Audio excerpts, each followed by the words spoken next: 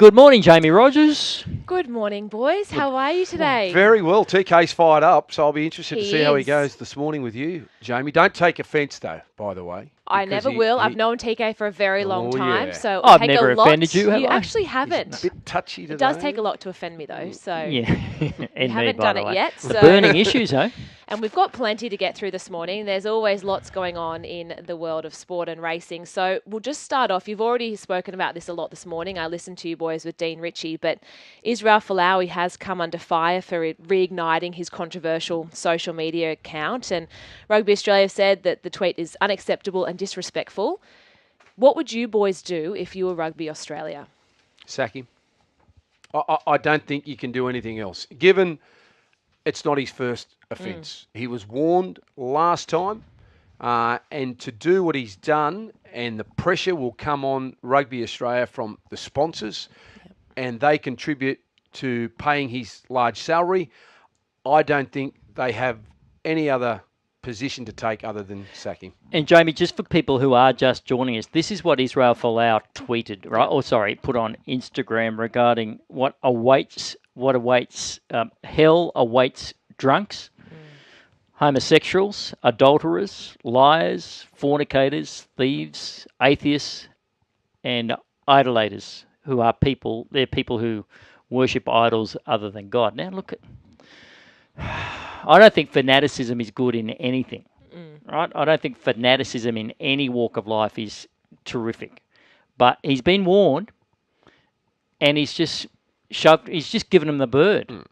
Now, I think Israel as Israel, not that you could say what you want, but you've got to be careful, and there's ramifications. But because he's a player, a high-profile player in a sport, and he's been warned, the action can only be one thing.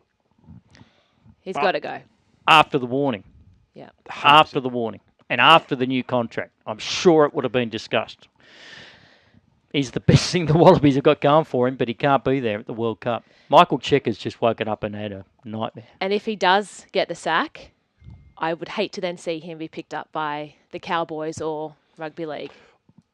Well, I think a lot of clubs would have reservations about picking him up if that's going to be his position going forward. And a rugby league club, if they were to pick him up, they would say, listen, there's no more social media, there's no more doing X, Y, and Z. You need to keep those beliefs to yourself. I know, Jaimee, but that's what they would do. That's what they would say. And again, I've mentioned... And we've mentioned this before. And look, I'm no bleeding You have to heart, stand right? for something as a club. Yeah, exactly right. Your club's got to stand for something, but I can tell you what, Valentine Holmes, he'd just be a blast from the past for the North Queensland Cowboys. They'd be straight there with Israel Folau.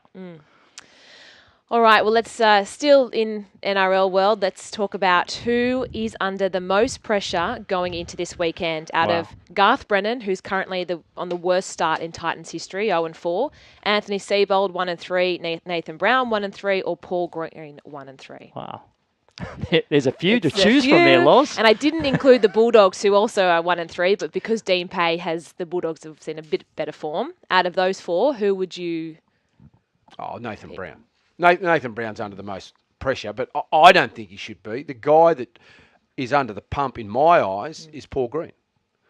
Only because they had no success last year. The year before, they made a grand final, but I think they finished 7th or 8th.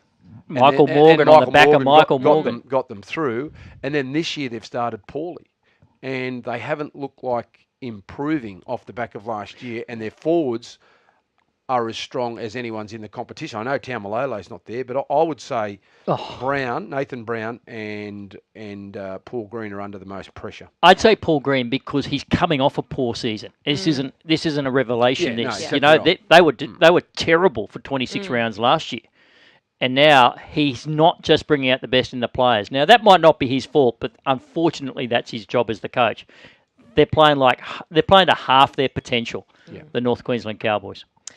All right, well, the Golden Point debate was reignited after that thrilling last round we just saw. The NRL are now going to consider a restructure of competition points to allow the losing team an extra time to at least get 1 point. What are your thoughts on that, guys? I think they need to consider it. If we're going to stick with extra time, I think a team that loses in extra time should be given something. I'd like to see one minor change. I'm happy for Golden Point to stay, but I want, if you kick the field goal early, you play out the time so the opposition gets that chance. So it won't be Golden Point. It'll be the winner of extra time after the 2 5-minute periods. So you still get that chance to overcome the heartbreak of Golden Point. Now, still got plenty of NRL questions today. So this is one we just mentioned about whether Anthony Seibold was going to be under pressure. This is looking at Broncos issues as a whole. So we've seen Darius Boyd has been accused of not trying. James Roberts escaped suspension. Are there bigger issues going on here at the Broncos? Can I add another one to that? Gordon Taylor said in his day, a person like Matt Lodge would never have been signed by the Broncos that he knew. He believes that they're checking out their bodies before they play, meaning they're not putting their bodies on the line. There's no worse criticism, Loz, is there? Oh, for a footballer to be challenged like that, no. You take it personally, and that's why I'm looking forward to seeing Darius Boyd's response tonight. And everybody's response. And the whole team's response, because Darius, to me, looks as though he's still willing, but his body can't do it. I did find... And that looks like you're checking out, but sometimes you just can't do it. But we'll see tonight with Darius Boyd putting his body in the line, making tackles, being enthusiastic. If he does that, then he'll turn around and say, well, X, Y, and Z happened, and that's the reason why we played well. They were just smashed off the park last weekend. Yeah, but Darius Boyd had 0 line breaks, 0 try assists, 0 tries, 0 tackle breaks against the Roosters. Yeah. And he looked slow, and he looked like he'd lost a leg, basically. He wasn't threatening with the ball, so that was a concern for me. But I'll give him the benefit of the doubt. I will just quickly add in how Anthony Seibold, when he jumped to Darius' defence, what do you make of this quote? Sometimes you're swimming in a pot of honey, and sometimes you're swimming in a pool of... Shite. I find that the strangest analogy, because swimming in a pot of honey is actually probably worse than swimming in a... when you're a swimmer. Exactly. Strange. Yeah. Well, the thing that I found strange, not so much that comment, and I haven't really mentioned it this week, but there was no sanction against James Roberts. No. Yep. And I'm just wondering next time someone is caught in that situation, what the penalty will be, because if you haven't punished James, whether it was a fine or whether it was suspension for 1 week, what happens the next time a player gets caught in that situation? You've got the club unravelling under Anthony Seibold. Yep. At the moment, it is. Well, as we all know, we're counting down the days to farewell Winx. And the question has now obviously been asked quite a lot this week and over the past few weeks. The Daily Telegraph had that Wonder race yesterday, which I thought was fantastic, by the way. We should tell everybody that Winx won. Yep. Winx won. Folau came second. And when we talked about, when Ray Thomas said that in terms of the time form analysis that Gary Crisp had done, Folau, he felt should have won, but John Tapp and Ray Thomas had said Winx. But off that, is Winx the greatest racehorse that Australia has ever seen?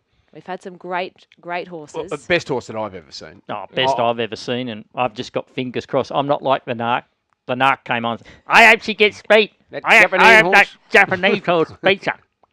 But I'm not. I'm not like that. I think it'll be wonderful theatre. We look forward to it. And she overcame this scare earlier on as well, Jaimee, where she lashed out. They took the earmuffs off the photographs would look a little bit better than the clicking of the cameras.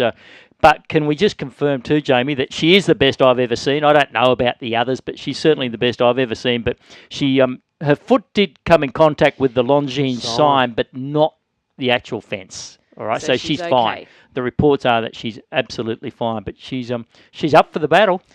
Yeah, she certainly is. It's wonderful, isn't it? Interesting vision. We're so lucky. Well, I'm glad to hear you're going to be at the track, TK. Yes. Yeah, he secured his For what ticket, it's worth, Jaimee. I also wasn't invited in the Tabcot Marquee, so we both have been left off We're the in good list this company. year. So, and we've both managed to find a way to get on the there. poor old battler from Junee won't be there. Oh, you'll be sipping at French home. champagne. To where? Well, at home. I won't give don't everybody drink. up. I won't give up your local Champagne. watering hole. No, don't give it up. He'll be at the Northbridge Hotel. Take care.